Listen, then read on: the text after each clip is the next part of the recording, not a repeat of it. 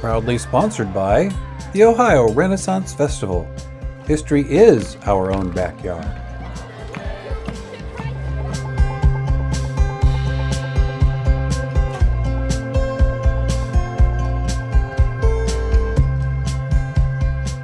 Hi, my name is Kenneth Moore, and this is History in My Backyard, literally in my backyard. I've been a member of the Harveysburg Community Historical Society for 9 years, and I lived in Harveysburg for 9 years. And we have some amazing history in our backyard.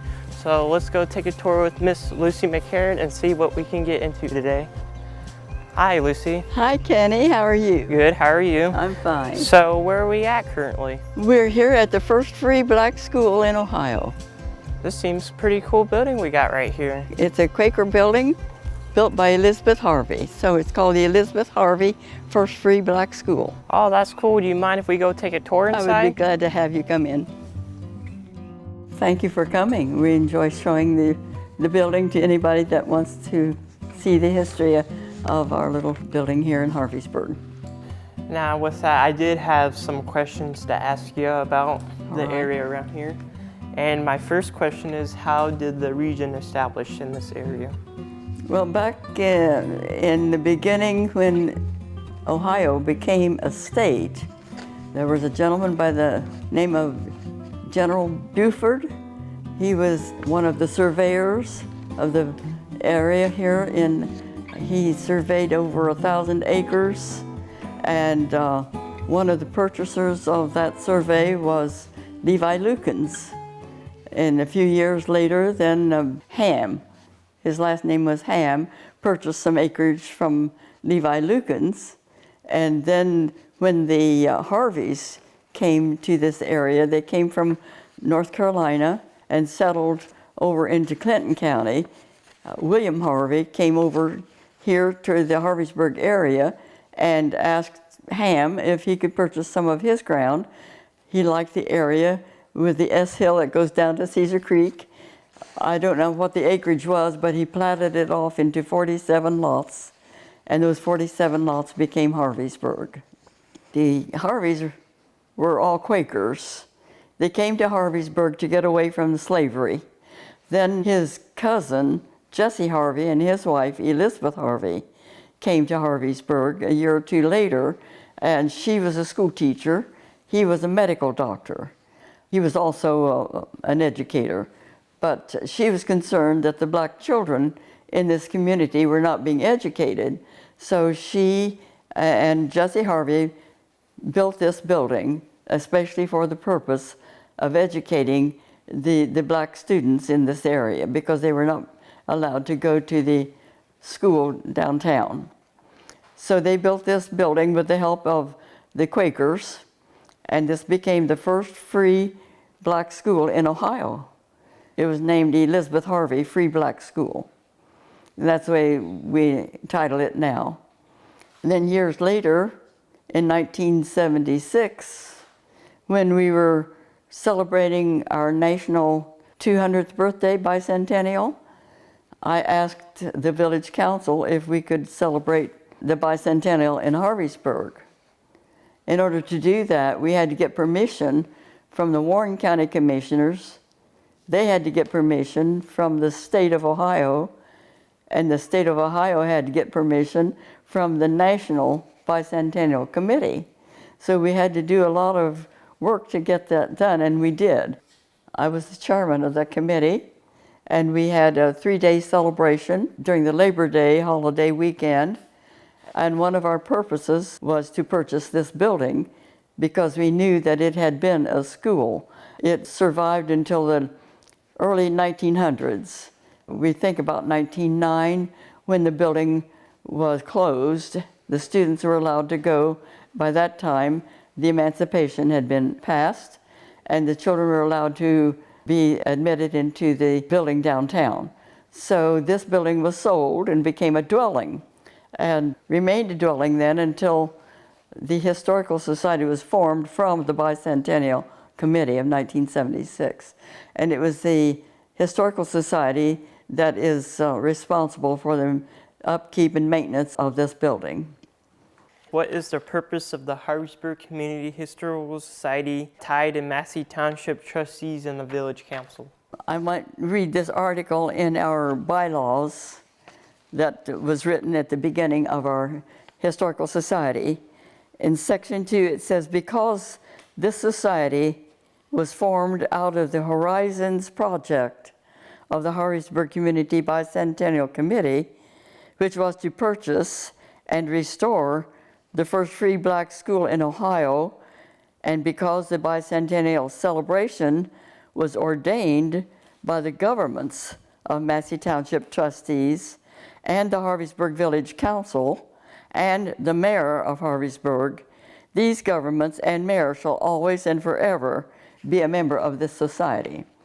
So it is a community organization, not just a local historical society. And so our purpose is to let everyone know that this building still exists on its original plat of ground since 1831, and that we're interested in showing this to everyone that is interested in Black history, and also the further of our history in our little village of Harveysburg. Who were the first early settlers in Harveysburg area? Colonel Buford was the one who laid out the land and then sold it to Ham and to the Lucanses, and the Lucans were Quakers, so most of the settlers in this area were all Quakers. What was the Quaker influence of this area? Waynesville was a Quaker community as well, and Wilmington was a Quaker community. So we were kind of on a line of Quakers that helped to promote education of the slave children as they came from Wilmington through Harveysburg through Waynesville. The Underground Railroads came across primarily at the Cincinnati area, and as families traveled north, they would travel the Bullskin Trace, which is just east of the village here. And so a lot of the blacks came up through the Bullskin Trace and on toward the north in order to get to Canada. But a lot of them then, of course, ended up locating here. Mm-hmm. What was the village like at this early age? Oh, we were pretty modern as far as all of the things that were being established in other communities. We had grocery stores, we had a mill, we had carpentry, we had all of the industries that was needed at that time. What was their education like at this early age back then? And the education in this black school was similar to the same education that the other schools in the area had. Primarily reading, writing, and arithmetic, I'm sure. It was updated to the standards of the local education system in the area. Okay. Who were Dr. Jesse and Elizabeth Harvey? Well, Dr. and Jesse and Elizabeth, as I mentioned, they were cousins of William Harvey, the founder of the village, and they came over here to establish residence, and she was interested in the education of the black children that were in the community. So she and the Quaker community established this building. And Dr. Jesse was a medical doctor as well as educator. He later built another building for the higher education of students over on Main Street. He called it the Academy, but it was separate from this building. Okay. What was the purpose of the black school? Who, when, and why?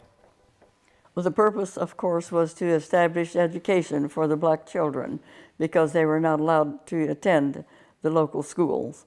Elizabeth Harvey, in establishing the school, was concerned that the black children were not free unless they were educated. So her theme was freedom comes through education. So that was her purpose in establishing the school, so that the children would have the same opportunities that other children would have to be free and to live their lives as residents of the United States of America. Then my next question is, who was Orindatus S.B. Wall? Orindatus Wall was the son of Stephen Wall, who was a plantation owner in North Carolina. And he sent his children, who were children from his slave women, he sent them here to be educated because they were not allowed to be educated in North Carolina. Some of them went to college in Oberlin, and Orindatus went on to Washington, D.C. and became a lawyer. He was also the first regularly commissioned African-American captain in the U.S. Army, and he was a recipient also of the Medal of Honor and was later buried in Arlington Cemetery. What influence did the school have on him? Well, it gave him the education that he needed to further his education at Oberlin and then to become an attorney. So you can see that education is important to freedom. Who were the other later students of this school? A couple of the students that we know of and really knew was Viola Wilson. She was, I think, a Hamilton. She went to this school and lived here the rest of her life. And one of her sons, Kenny Wilson, became a member of our historical society. So we were happy to have him in our historical society as a son of a former student. Also, Ann Mason's brother, Elijah Woodson, was also a student in this building. Some of us remember him before he passed away. Ann was never allowed to go to school here because by the time she got old enough to start the school had closed. Through my father, he was very active in the black school. He was on the council here in town too, so he was very busy. After he died, I got involved in the black school, got interested because a lot of history here. It makes me feel good that I live in a place where we had the first free black school in the area. I didn't know that, and that's something to be proud of. Also, we had a member of our historical society whose name was Ursel Carter Willis. Her grandmother was a student in this building, Mattie Simpson. She was an educator herself and went to school in this little building. She was an influence on Ursel because of her education. I would say that the greatest thing she gave me about this school was it gave her a sense of she knew something about some of the people who was here.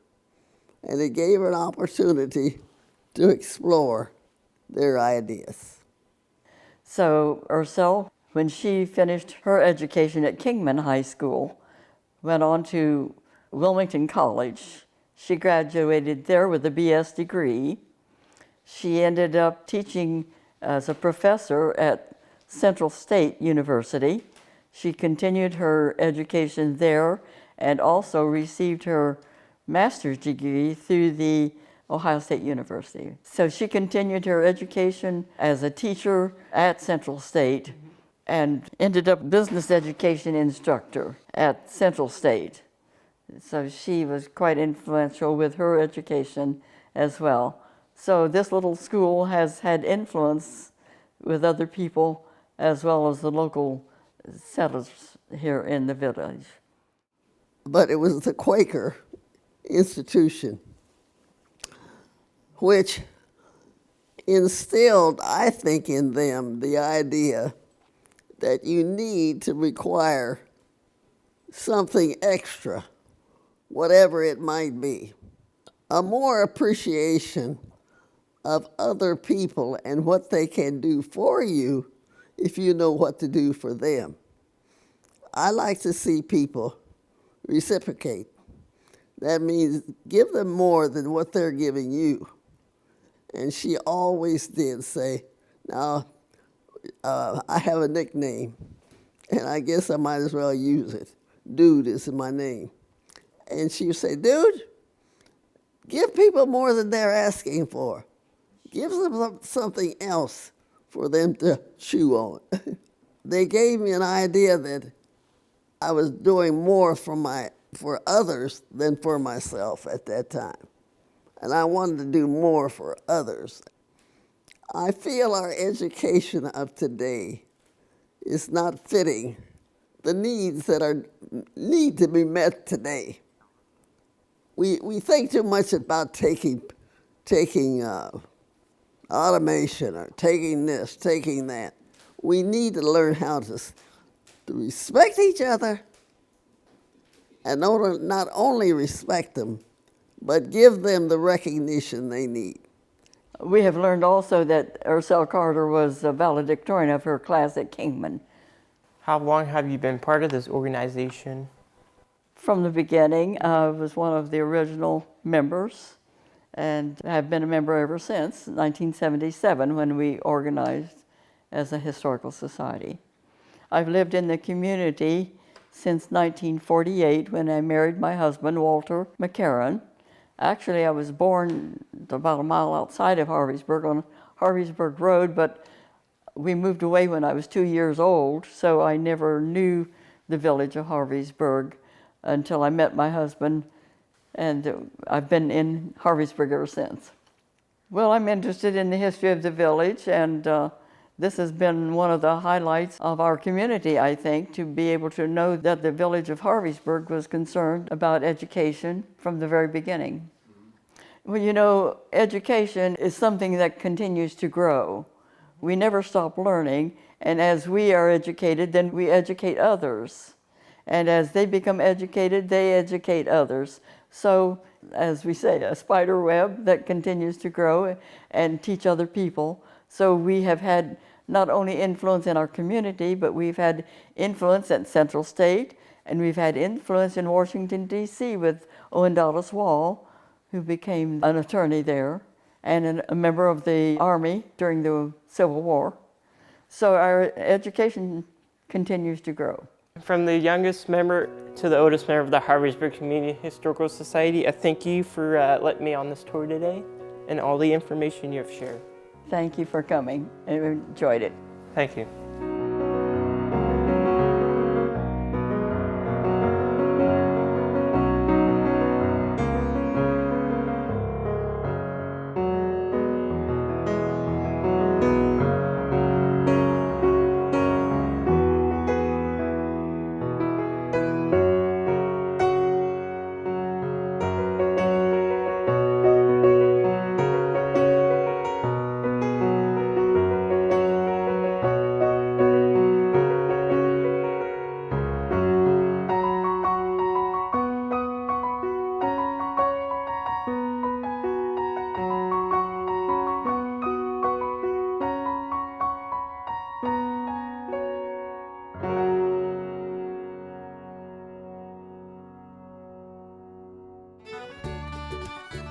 The Ohio Renaissance Festival began in 1990 as a small celebration dedicated to bringing the enchantment and pageantry of 16th century England to life. Located in Harveysburg, Ohio, the festival rapidly grew from humble beginnings into one of the largest and most beloved Renaissance festivals in the United States. Every autumn, the festival grounds become a charming medieval village spanning over 35 acres, complete with period-themed shops, handcrafted artisan wares, immersive entertainment, and a variety of authentic food and beverages, featuring live jousting, period reenactments, comedy shows, and musical performances. The festival has continuously expanded its offerings, creating a unique and memorable experience for families, history enthusiasts, and fantasy lovers alike. Over the decades, the Ohio Renaissance Festival has attracted hundreds of thousands of visitors each year, solidifying its place as a cherished regional tradition. Its vibrant atmosphere, interactive entertainment, and dedicated cast and artisans have ensured the festival remains a cornerstone of Ohio's cultural landscape, celebrating more than 3 decades of historical fun and fantasy.